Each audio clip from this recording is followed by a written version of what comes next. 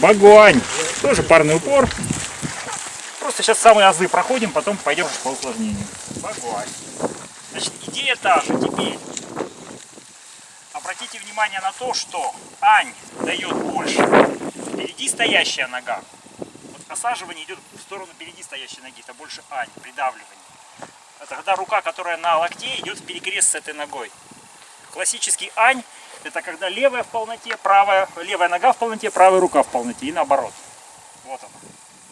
А пен дает, наоборот, выталкивание от бедра сзади стоящей ноги. Вот здесь пен, вот здесь ань.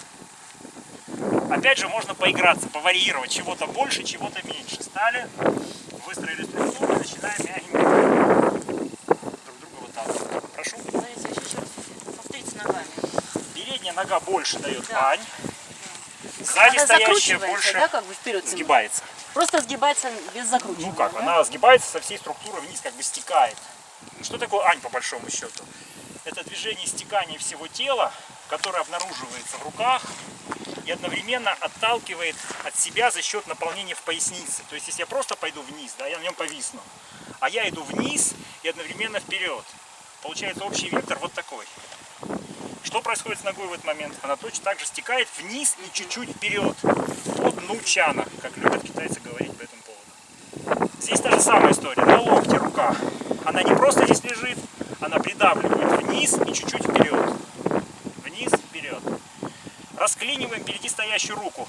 Локоть придавливаем, запястье поднимаем. Здесь получается такой вот как бы балансир относительно центра предплечья. Если он больше давит локтем, я могу легче придавить его поверху. Если он сильнее давит здесь, я легче придавливаю его локоть. Но ноги, соответственно, помогают. Левая, впереди стоящая нога больше ань, сзади стоящая больше ань. Разгибает, выталкивает бедро. Ровно так же, как было сейчас. Говорят, передняя разгибается, а задняя разгибается, но за счет. И до этого все это делал парный упор. Вы это уже делали, просто мы на это не акцентировали внимание. Сейчас я просто это проговорил.